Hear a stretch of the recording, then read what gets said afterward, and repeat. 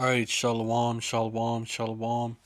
Let me give all praises to Yahweh, Bahashim, Yahweh Shai, Bahashim, Rakah, Kadash, Kodash, and double honors to the apostles and elders of Great Millstone who rule well. Peace and salutations to the Akim out there. Spread this truth like wildfire in all truthfulness and in all sincerity. And Shalom to the rest of the hopeful elect out there. Got this article from the Wall Street Journal. The U.S. failed to stop attacking Jordan after mix-up over drone identity. Basically, it's a party here I want to bring out. Basically, the U.S., they're actually considering airstrikes in Iran. Let me get to that part. We go on to talk about the attack on Jordan, whether and they didn't know whether it was friend or foe, which it could have been a false flag to get the U.S. involved, since Iran is also saying that they had nothing to do with it. Usually they would claim it.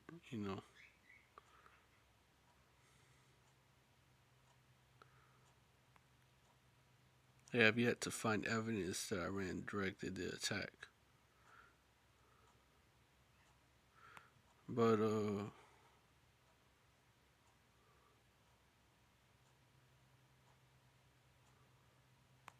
we get to that part. The U.S. is weighing strikes inside against militias in Iraq and Syria as well as within Iran, the official said. An attack on Iranian Seoul seemed like a less likely option, U.S. officials said. But they're considering it.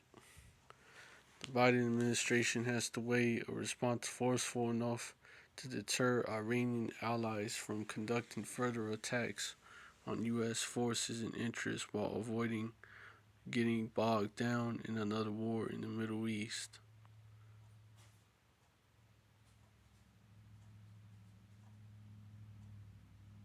And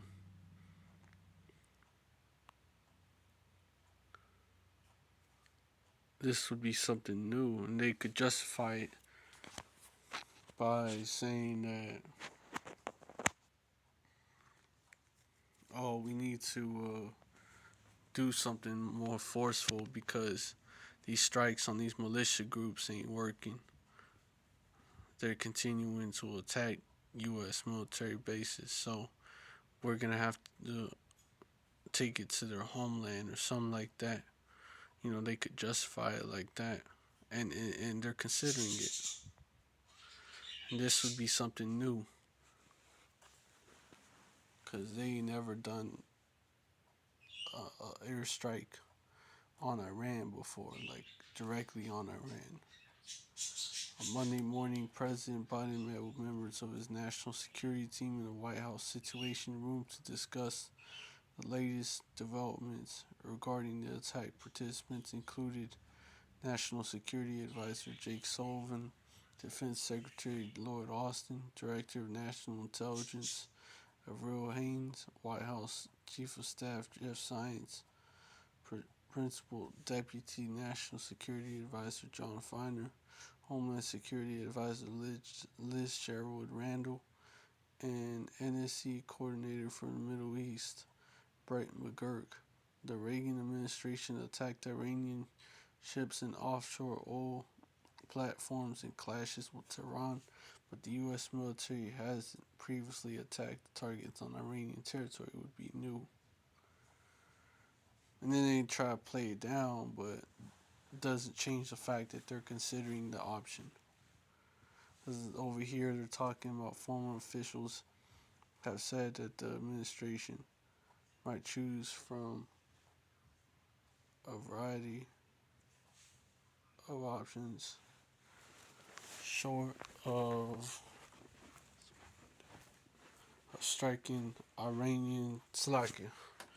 So striking Iranian territory, such as attacking Iran's paramilitary Quds Force personnel in Syria, Iraq, and Yemen, hitting Iranian ships at sea or conducting a major attack on the Iranian militia group that is assessed to be responsible. Iran has denied any link to the drone strike. Iranian foreign military spokesman Nasser Kanani on Monday called any allegations of Iranian involvement baseless accusations designed to draw the U.S. back into another war in the Middle East. "Quote unquote," the responsibility. Hold on. So, Iran has denied any link to the drone strike. Iranian Foreign Ministry spokesperson Nasser Kanani on Monday called any allegations of Iranian involvement baseless accusations, quote unquote, designed to draw the U.S. back into another war in the Middle East. The responsibility for the consequences of provoking allegations against Iran lies with those who bring up such baseless claims, quote unquote, Kanani told reporters in Tehran. The Islamic resistance in Iraq, an umbrella of pro-Iranian militias, claimed responsibility for attacks on 3 U.S. bases in Syria, including Al-Taif, which is close to the attacked outposts near the Iranian and Jordanian borders. A Telegram channel close to pro-Iranian militias says Sunday's attack marked retaliation for a U.S. strike in the south of Baghdad a few days ago, during which 2 militia members were killed. So which they could have set that shit up, or they could just be saying that, just we don't know if it's true, right? But the killing of 3 American service members significantly raises the stakes for the U.S. in an election year. The Biden administration will be under even more pressure to act robustly, which is why they might do an airstrike in Iran. There is risk in not doing enough, quote unquote, and seeing more attacks on U.S. forces and commercial shipping. And there's also international commercial shipping. And there's also clearly a risk in escalating a conflict with Iran itself, quote unquote, said Andrew Boreen, a former senior official at the National Counterterrorism Center, and now executive director at Flashpoint, an intelligence firm.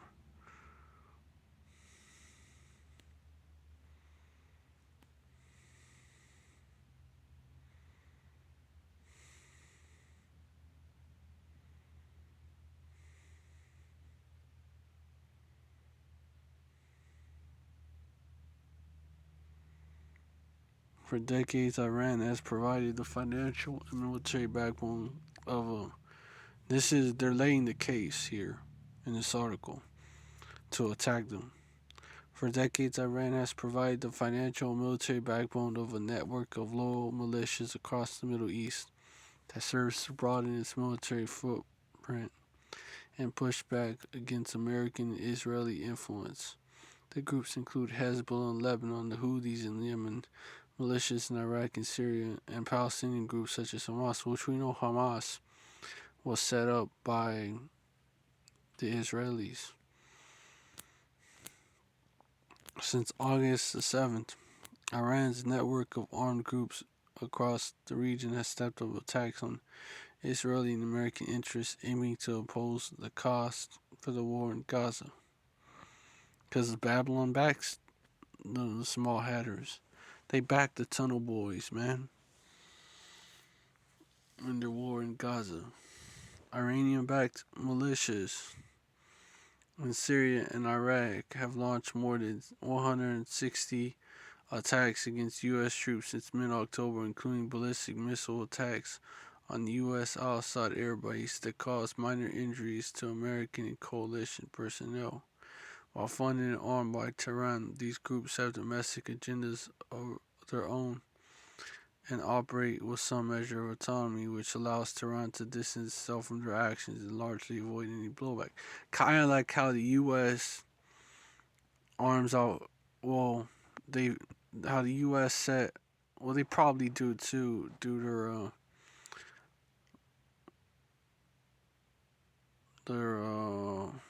well, they definitely set these groups up. They find ways to fund them. They've set up Al Qaeda, which means the base, and they set up ISIS. You do your research, you find that out.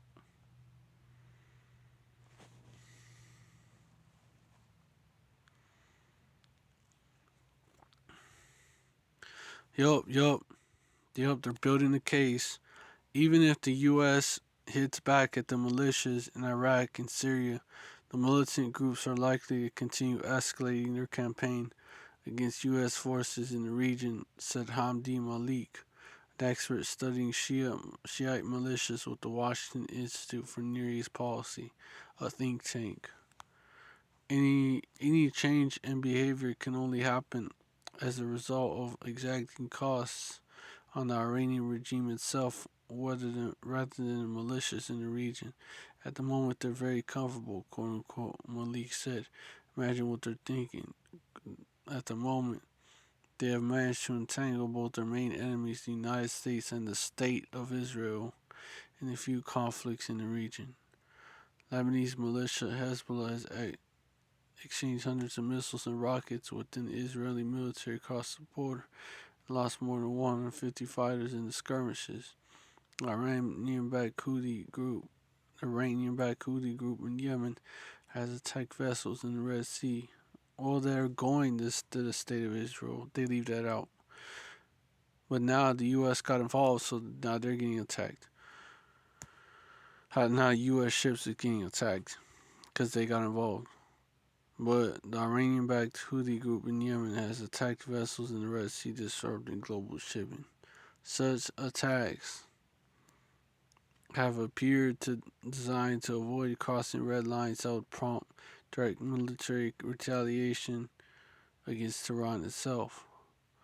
As clashes have intensified, however, and Israel has refused demands by Iran and its allies to cease fighting in Gaza, Iran and the U.S. have gradually been drawn deeper into conflict. The U.S. has responded to Houthi attacks in the Red Sea with airstrikes on Yemeni soil. Most recently, on Saturday, 2 Navy SEALs were lost at sea during an operation to seize a vessel carrying Iranian-made missile parts bound for Houthi rebels in Yemen. Earlier this month, an Israeli airstrike killed 5 military advisors with Iran's Islamic Revolutionary Guard Corps in Syria. After Sunday's drone strike, Revolutionary Guard members and Afghan militia fighters under the coalition's command in Syria fled from 3 locations during the eastern city of Deir ez-Zor, fearing potential U.S. strikes, according to Syrian officials and government advisors. "Quote unquote, I don't expect any strikes in Iran," an Iranian diplomat said. "But there will be attacks on pro-Iranian militias, and that will fuel a cycle of revenge that could spiral out of control."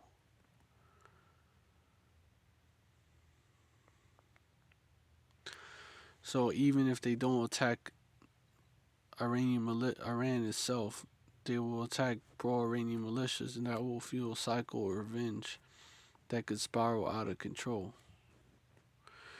But they might attack Iran itself. That's a possibility. They're considering it. But I'm gonna get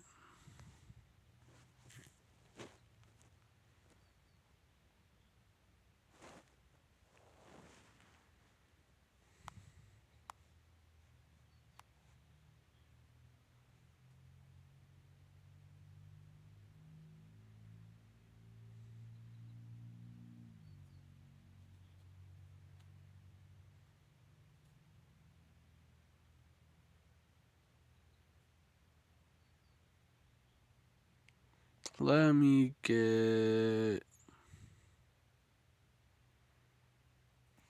Isaiah 13 and 17, actually. Behold, I will stir up the Medes against them which shall not regard silver, and as for gold, they shall not delight in it, because this is what it's going to lead to. Verse 18, their bows also shall dash, and the Medes are the Russians, which are backing up Iran. The modern day Medes are the Russians. Verse 18, their bows also shall dash the young men to pieces, and they shall have no pity on the fruit of the womb. Their eyes shall not spare children. In Babylon, the glory of kingdoms, the beauty of the Chaldees' excellency shall be as when the Most High power Yahweh overthrew Sodom and Gomorrah. Verse 19. Verse 20, it shall never be inhabited, neither shall be dwelt in from generation to generation. Neither shall their raven pitch tent there, neither shall the shepherds make their fold there. Verse 21, but wild beasts of the desert shall lie there, and their houses shall be full of doleful creatures. And owls shall dwell there, and satyrs shall dance there. Verse 22, and the wild beasts of the islands shall cry in their desolate houses, and dragons in their present palaces, and their time is near to come, and their pleasant palaces, and their time is near to come, and their days shall not be prolonged. Let me get Joel. It's also going to lead to this. But I will drive, Joel 2 and 20. But I will drive off from you the northern army, and I will drive them into a land barren and desolate, with his face towards the utmost sea, and his inner part towards his face towards the east sea, and his inner part towards the utmost sea, and his stink shall come up, and his ill savor shall come up, because he hath done great things. And the northern army is the U.S. Army. They can end up having to draft motherfuckers and send them over there to the sandbox to die. Because that's what's going to happen. They're going to get slaughtered out there. Which is all leading to Joel 3.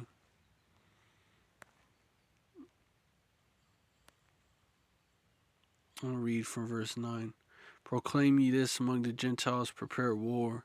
Wake up the mighty men, let all the men of war draw near, let them come up. Verse 10, beat your plowshares into swords, and your pruning hooks into spears. Let the weak say, I am strong. Verse 11, assemble yourselves and come, all ye heathen, gather yourselves together round about. Thither cause thy mighty ones to come down, O Yahweh. Bahashem Yahweh Shai. Verse 12, let the heathen be wakened and come to the valley of Yehoshaphat. It's really Yehoshaphat. It says Jehoshaphat, but it's really Yehoshaphat. For there will I sit to judge all the heathen round about. Verse 13, put ye in the sickle, for the harvest is ripe. Come get you down, for the press is full, the fats overflow, for the wickedness is great. Verse 14, multitudes of multitudes in the valley, decision, Yehoshaphat. For the day of the Lord, the day of Yahweh Shem Yahushai is near in the valley of decision.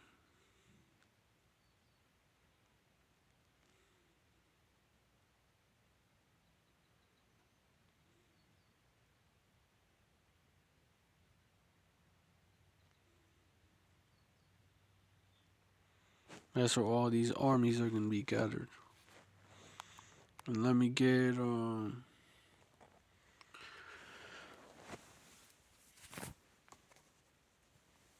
the armies of the heathens to fight each other.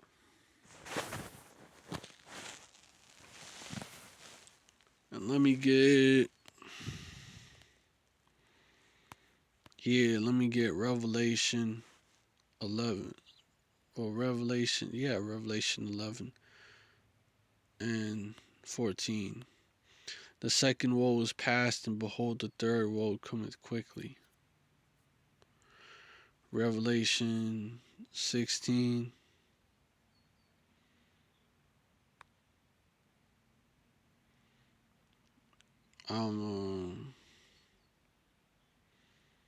Start reading at 12. And the sixth angel poured out his vial upon the great river Euphrates, and the water thereof was dried up, that the way of the kings of the east might be prepared. Verse 13, I saw three unclean spirits like frogs come out of the mouth of the dragon, and out of the mouth of the beast, and out of the mouth of the false prophet. Verse 14, for they are the spirits of and the dragon, out of the mouth of the dragon, that's located in London, the city-state of London, the banking capital of this empire. The Rothschilds is the ones that control this empire, and they look, and the chief, the dude that's in charge of the patriarch of the Rothschild family, he's in London. Out of the mouth of the dragon, out of the mouth of the beast, the military machine of the empire of Esau's new Roman Empire, his revived Roman Empire. The beast, that's NATO and the EU, and guess who runs that? The whore. And guess who the whore is? Who's Babylon? Was Babylon the Great? America. Capital of America is where? DC. That's also where the Pentagon is located. And NATO's actually controlled out the Pentagon. So out of the mouth of the beast, the Pentagon, and out of the mouth of the false prophet. The false prophet is the Roman Catholic Church. All them churches that came out of the Roman Catholic Church. That's the false prophet. And so the Vatican, that would be where the mouthpiece of the false prophet is, the Pope.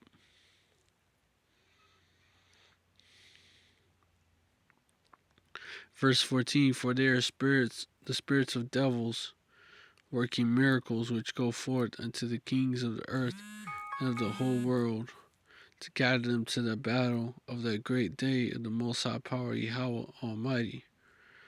Verse 15, behold, I come as a thief. Blessed he that watcheth and keepeth his garments, lest he walk naked and they see his shame. Verse 16, and he gathered them together into a place called in the Hebrew tongue Harmageddon. Really, it says Armageddon, but it's really Harmageddon.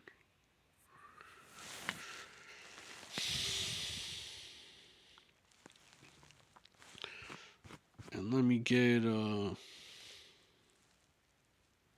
seeing if there's any other scriptures I could bring out. Oh yeah, about the Carmanians.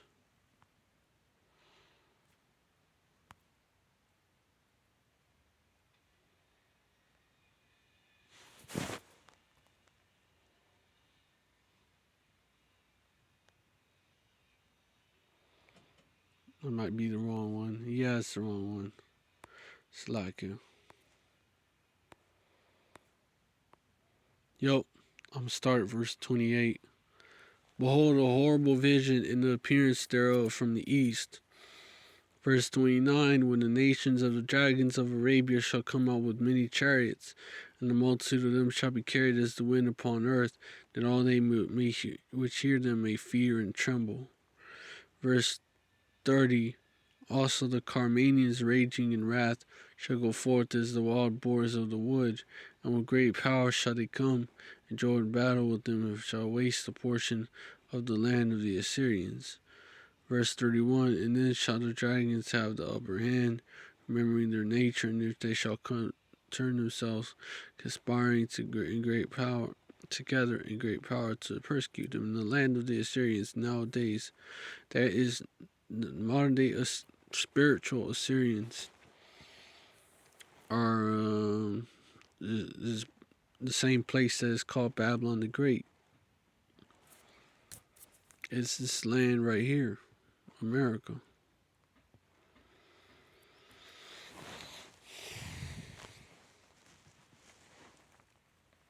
And then shall the dragons have the upper hand, remembering the nature, and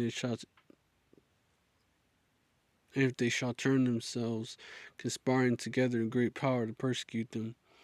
Verse 32, then these shall be troubled and keep silence to their power and shall flee. Verse 33, and from the land of the Assyrians shall the enemy besiege them and consume some of them, and in their hosts shall be fear and dread and strife among their king. And basically, when you read down, it talks about World War III. The stars is talking about missiles and the storms. With the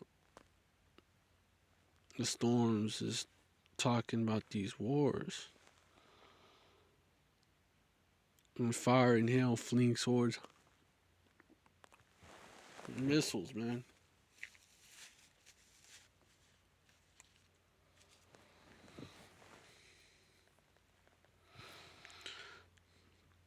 And how you know it's also talking about World War III is verse 43, and they shall go. Okay, verse 41.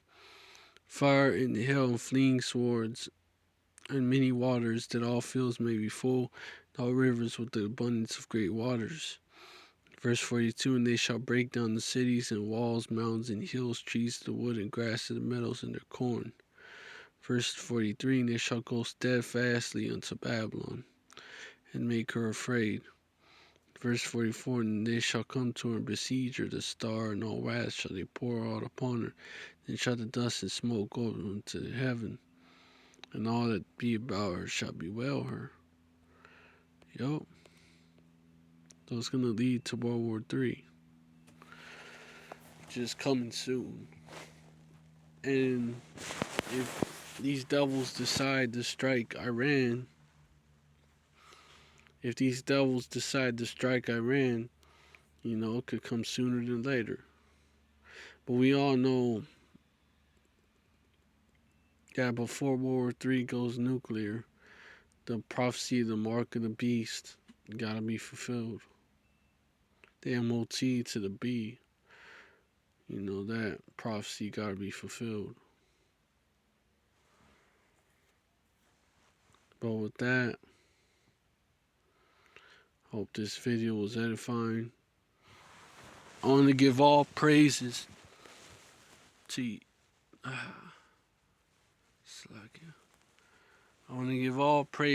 Yahweh Bahashem, Yahushai Bahashem Rakah Quadash. Double honors to the apostles and elders of Great Millstone who rule well.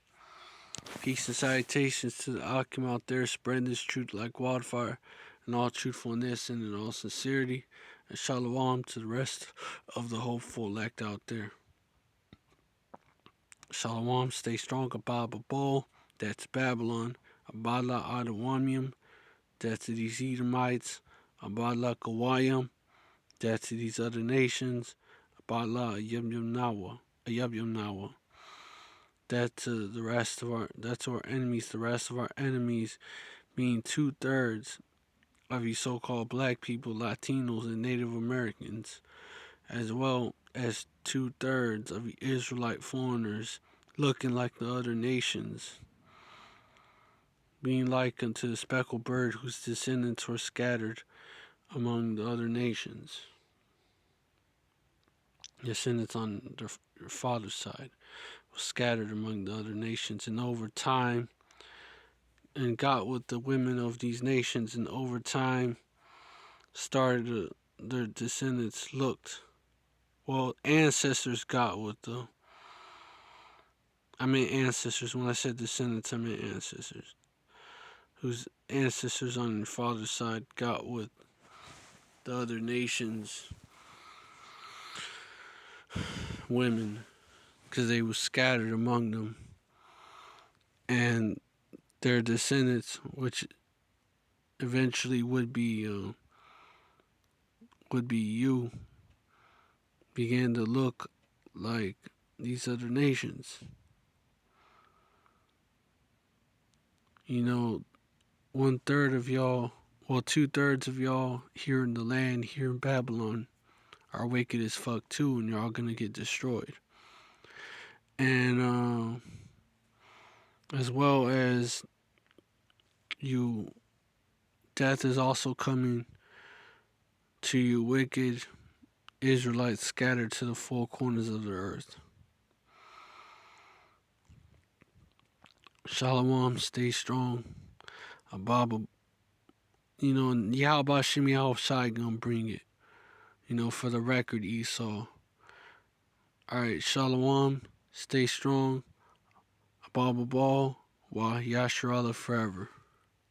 Shalom.